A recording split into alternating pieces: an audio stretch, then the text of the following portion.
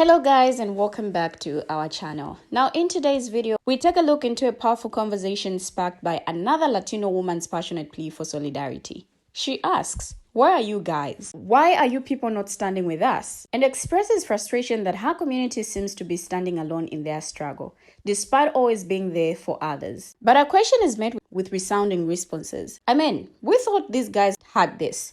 The latest complaint that Latinos are alone in their struggles is being called out by many who are pointing out that the Latino community has not always been supportive of other marginalized groups. In fact, many are highlighting the irony that 60% of the Latino community voted for Trump, despite his anti-immigrant rhetoric. Now, as they face the consequences of those policies, they are asking why others aren't standing with them. But as one commenter pointed out, if you're always there, you would have listened to what Black people were saying. But no, you rubbished it. Now, the aftermath reactions from various groups, including the Black community, have opened up a deeper dialogue about support, responsibility, and accountability. So let's break it all down and explore the tough questions that need to be asked, not just to those who are silent, but to those who made their voices heard in ways we may not have expected. So with that said, let's take a look at these videos. I'll be right back. Why is nobody else protesting with us? We're not the only immigrants. Latinos are not the only immigrants. There's Europeans, there's from Africa, there's from Asia, there's from all over. Where are you guys at? Why are your people not standing with us? I know you don't want to call it upon you guys, but why are we alone in this? Go look at the videos of the protests that are going on. We are alone. It's all brown-skinned people. Where are all the other races? You guys post all these videos about it, but you guys ain't doing nothing with us. Where are you guys? Why are we alone? We support everything when it comes to you guys. We are always there for you. And this is why we Latinos are just different. We're different in everything. We're different the way we work. We're different with our morals. We're just different. This is why we're so good. Because nobody will ever be like us, because we are always there when people need us. But look at right now. We're so alone and we're still standing strong. I think I've never been so proud of being immigrant Latina in the USA. We're amazing. Half of you don't shut your mouth. Look, 92% of Black women showed up, and guess what? We on vacation. So you are on your own, Sister Malone. And let me tell you another thing, not nothing. Y'all go back and watch your video. Not nothing is special about you. You can fight. You got this. Go ahead. The Latino people that voted predominantly for Trump, why don't you go ask them when 98% of Blacks voted to save this country, save the Constitution, save democracy? Y'all did not give up about us. Y'all did not give about us Blacks. Why? You guys need us now to help you guys, because you guys are getting deported. It's not just you guys. Blacks are getting deported too. Immigrants that are here, they're getting deported too. But we are not going to fix you Latinos and white people did. We are not fixing it. We are on break. Okay? We are on break for the next 4 years. Actually, for the next 2 years. So by the midterm election, we'll be out to take over the house. In the meantime, figure out how to make it your damn self. Ask your people. Ask your people. Because your people and the white people are the one that got us into this predicament situation that we are in right now. Did you guys really think that he wasn't going to do what he said he was going to do? Did y'all think so?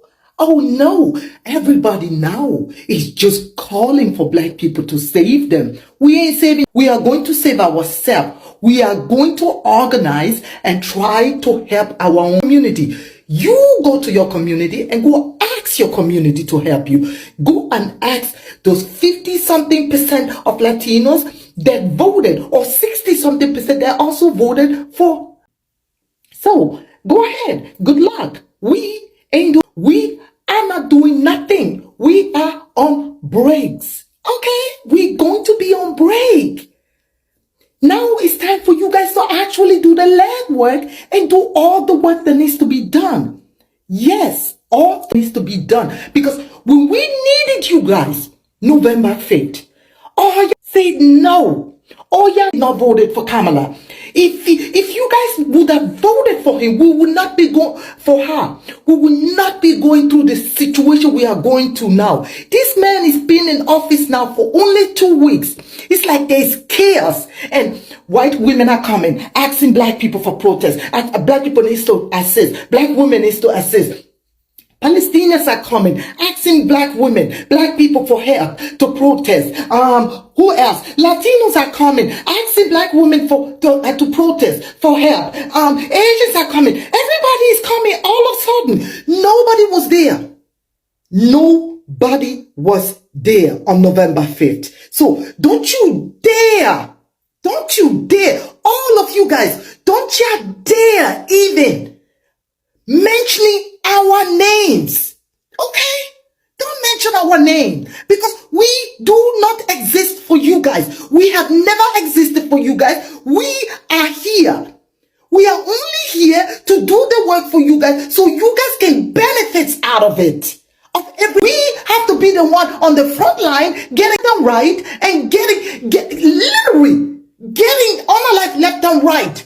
Getting thrown in jail, and then you guys come and get the benefits of everything. And now all of a sudden, oh yeah, asking, where are the blacks? Where are the blacks? Oh, now you know.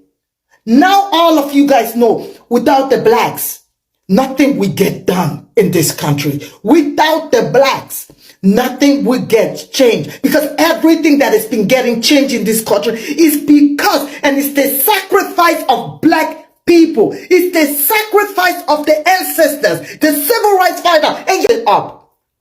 All included the white people too, the white women, the white men, especially the white women that voted. You voted for a man that wants to lock you and wants you to be a baby machine, instead of you voting for an intelligent woman. And now look at all the hot mess all you put us into. Y'all think we don't know what it means to go through hell? Y'all think we don't know what it means? Do you guys know that black people were slaves for over 400 years? After 400 years of slave, they come Jim Crow, they come this, they come that, and it's still going on till now. The prison are full of blacks. The prison in this country is a business, and we were trying so hard. We were trying so hard to change this, and all of you guys just, the Palestinians, the Asians, the Latinos, and the women, the white women. Can we please stop with this victim mentality?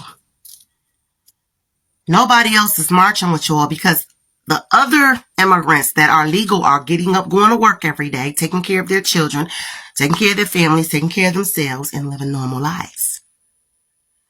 And all the other illegal immigrants left without a problem because they knew they were in the wrong. But for some reason, y'all think that y'all are supposed to be unaccountable for not being legal citizens. And to me, that's ludicrous. You're not protesting because your rights have been violated. People normally protest. These brown people, these copper-colored people, we protest so that our children like Tamir Rice could stay alive, like Emmett Till could stay alive. We protest so that our sisters and our daughters and our wives and our mothers like Sandra Bland can stay alive and not end up getting arrested for a broken tail light and then coming from the jail cell in a casket. Okay, we protest so that our children like Trayvon Martin can go to the store peacefully and get some cookies and a pop and come home safely without being harassed and profiled because of who he is. We protest to stay alive. Y'all are protesting because you didn't want to go through a legal process to get something. This whole idea, delusion of grandeur, that you're different and you're special and all this entitlement, y'all need to stop it. Because you're protesting because you think that you're special. That's why you're protesting. And this is why nobody is joining you for that. Because number one, you're in the wrong. Y'all that keep crying, victim. Ain't nobody done nothing to y'all. You didn't do what you were supposed to do. Y'all do know y'all broke a law, right? That it's illegal to crawl up under a gate and go somewhere. Leave a whole nother family behind for some of y'all. Start a whole new family. Forget about that one. And then you're mad and think somebody is doing something to y'all. Something is wrong here. Okay, this whole ideology that y'all are so different, that y'all are so special. I don't recall seeing none of y'all there at any of these marches. Freddie Gray. Shall I go on? What about the Detroit riot, 1967? Y'all been here that long. March 3rd, 1991 with little Latasha. When Rodney King got beat. When little 17-year-old Trayvon Martin, little Latasha got blazed in her back over 65-cent juice. See, we march for things like that. When some civil rights are being violated, when unarmed people who haven't committed a crime have been violated. Y'all are protesting because you think that you're supposed to avoid accountability for not doing something the proper way. No, we're not the same. Ain't nobody getting ready to risk themselves going to jail coming out there to do that. Talking about y'all have been there for everybody. When have y'all ever stood beside us at a march or a protest for real? I'm not talking about a few of y'all. I'm talking about collectively. Where was all that black and brown pride at then? Okay? Y'all ain't had none of that energy when the foot was on our neck for something serious. We were really being violated. Okay? We were really being violated. Profile just for going to school. Where was y'all at? Y'all was quiet. Y'all was doing your thing. So stop with this victim mentality. It's giving mental psychosis because ain't nobody done nothing to these people. All the rest of the people took their deportation and went on about their business. And y'all are the only ones out here making a bunch of noise for nothing. Acting like somebody hates y'all. This is not a hate campaign against Mexicans and Latinos. Y'all need to stop. Y'all need to stop. This is giving a lot of delusion and psychosis energy. Stop it. Okay? Stop it. Live from Petty News, where we're a live local shade maker. Oh my God. Whew. Where do we start with y'all? Hey, I'm not laughing at you, but I'm laughing at you. Here's the reason why. When black people said, hey, we might want to vote for Kamala Harris, y'all told us straight to our faces. Y'all was like, we didn't listen to that. Being all weird. And almost 60% of your people went there and voted to be deported. That's crazy. Now, don't get me wrong. Not all of y'all are not citizens. But guess what? You're one of the only ones. The same people who you're saying, oh, they're not, illegal either. Guess what? They're paying for it too. And guess what? Y'all all voted. Don't do that. Don't do that.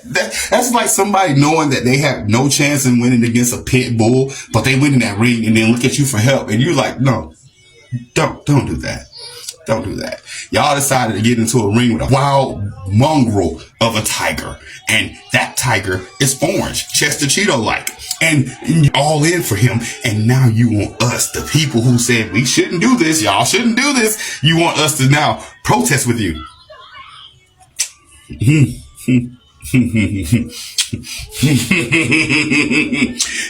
You asked for this. Peace. Oh, and I'm sorry. We're not here. We're going to sit back and watch y'all because y'all wanted this. Peace. I hear your cry. And I just want to say this. We're not moving. Our black men and Latino men did this. We're not moving. Let them get out there and march. Do you know how hard it is for a black woman to always clean up a black man's mess? We're not doing it this time. We're not. You had me in the beginning of your spiel, but then when you started saying, this is why we're see, that's the switch up. See, that's why we don't move. Because ain't nobody gonna trick us no more. Let me just say this. I live in Boston, and I'll be totally honest with you. And this is not all Latino people, okay? But come on, let's keep it a straight buck, for real. Let's keep it a buck. Let's keep it 100. Y'all know y'all don't like us. You love our men, But y'all know y'all don't like black women. I have seen Latino women, Spanish women, whatever, cuss a black woman out, but yet love the black men. No, y'all ain't doing that to us. Let me say something to you. We were brought over here. We didn't want to come over here. We were brought over here in shackles and against our will and ripped from our families. Okay? Now we're here. Now, I can honestly say we built this land because we did. With our blood and sweat. You already know we did that. Come on. Latinos didn't build this land. We did. We did. We did. Y'all wasn't brought over and sold and all that stuff like it's of a larger number like we were. Okay? But let me just say this. Get a history book and read what we did. We made our mark here. We ain't got to move for nobody. I don't know why all of a sudden that y'all want to be so mad. Oh, now we're all black and brown. No. Let me tell you that. That's not how it goes. That's not what it is. There are a lot of Latino women that don't like black women. Don't do that. Don't even play that freaking card with us. Y'all know y'all don't like us. It's called using. It ain't happening. And we're showing y'all it ain't happening. So let's all, no, we're not. No, we're not. No, we're not. Stop lying. That's why we're not moving. And we're not going to. Because we don't have to. We're not cleaning up our black men's mess. Let them black men go out there and the Latino men go out there. No. No. We ain't doing it.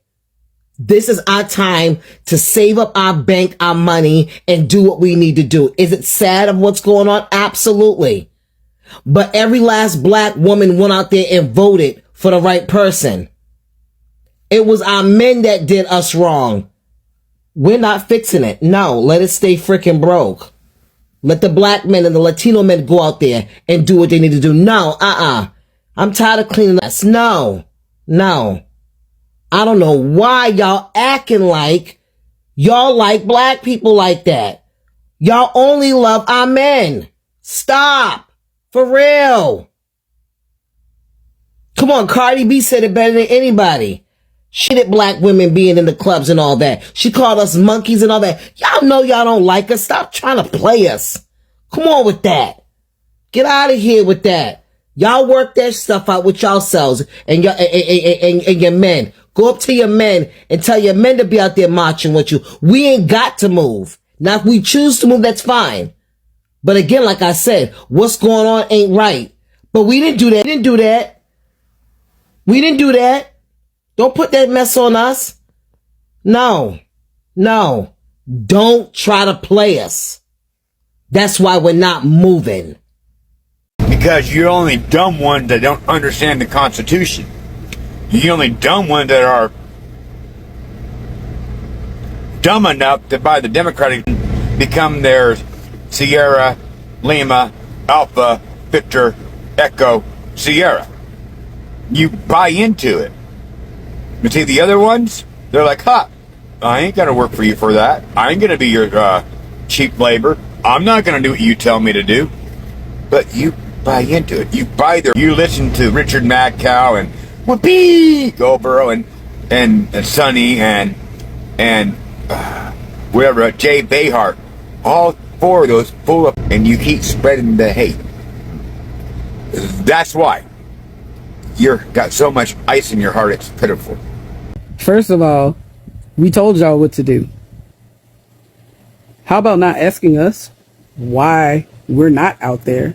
And how about you go and point the finger at the people who look exactly like you that decided to go vote for that dude? Those are the people that you need to be questioning. Those are the people that you need to be upset with. Don't be upset with us. We were slaves that came over, remember? And we got here. And there was a civil rights movement that we started that helped with a lot of the programs and situations that put things in order for immigrants and so on and so forth. But some of those same immigrants went and voted for somebody who they thought might care for them. And now you want us to be on the front line? You want us to throw the first rock? Nah, we gonna sit this one out, Doc. It's simple. We're either resting, getting our houses in order, or we're educating ourselves at Hillman Talk University. Because we told y'all when y'all showed us how the majority of y'all voted. So if you need some help, go find the other 15% of black people who voted like the majority of y'all. You have a good day.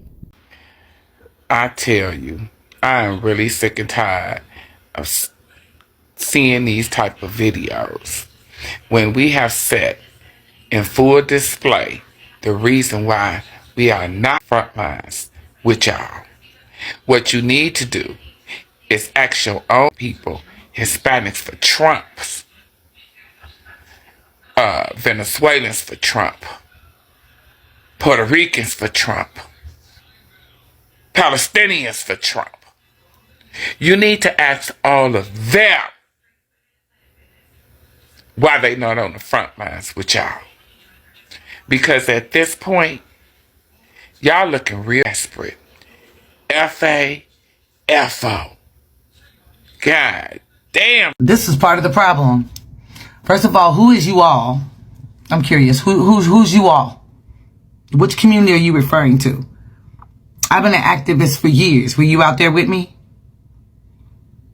I'm just curious. Were you out there? Were you out there with the Palestinian movements? Anyways, the bottom line is right now, everybody is standing.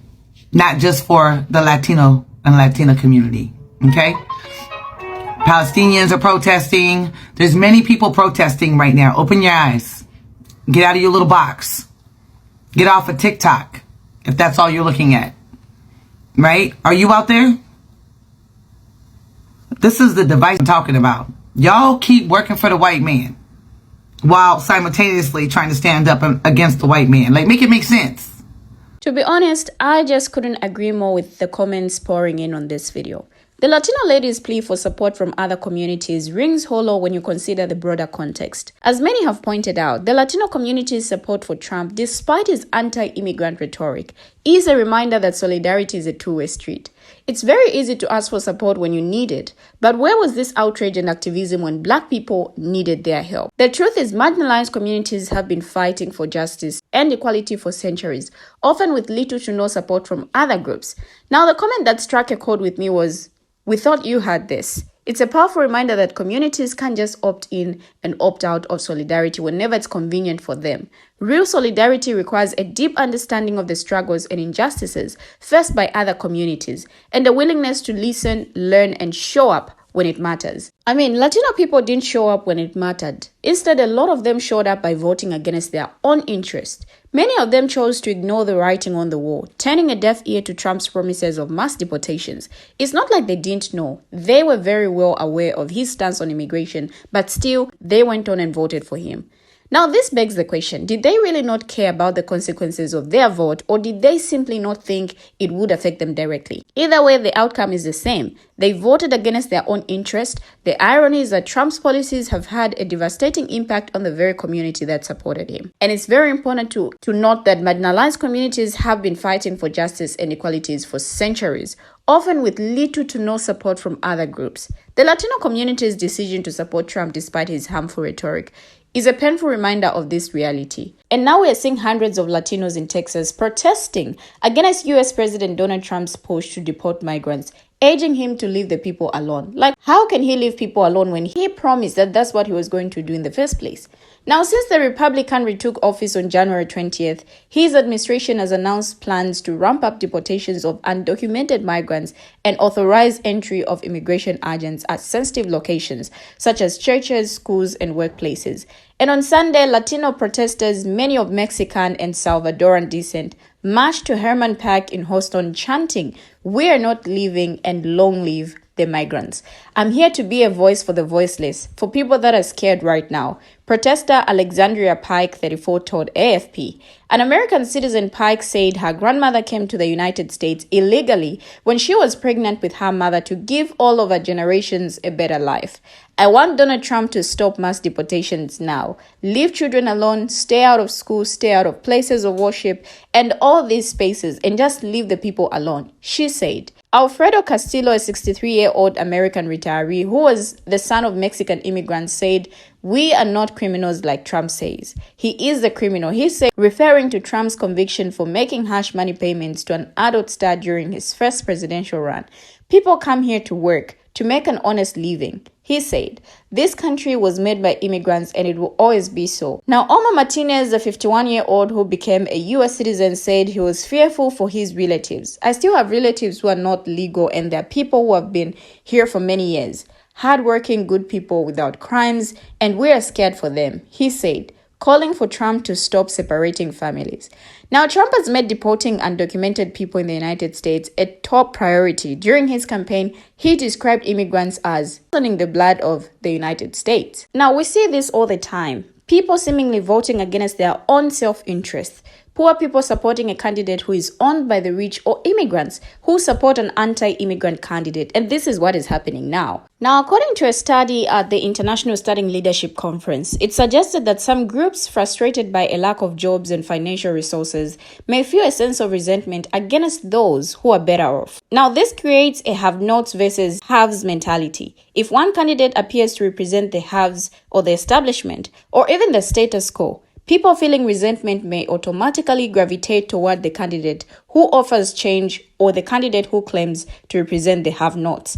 Now, let's put this in the context of the 2016 US presidential election. I'm going to use that as an example. We saw poor working class palm color people who were typically drawn to the Democratic Party because of the party's promotion of social programs to help the poor. Surprisingly supported the billionaire Republican candidate again, Donald Trump, who ostensibly was going to abolish critical social programs such as healthcare and provide tax cuts for the wealthy. Now, the phenomenon of people voting against their own self-interest is indeed puzzling.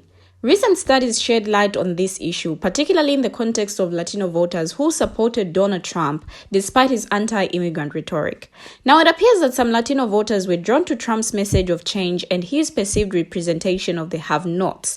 Now, this is despite Trump's policies being detrimental to the interests of many Latinos. Now, according to Joanne Siula, this can be attributed to a sense of resentment among certain groups who feel frustrated by a lack of jobs, financial resources, and this resentment creates a have-nots versus haves mentality, leading people to gravitate toward candidates who offer change, even if it means voting against their own interests.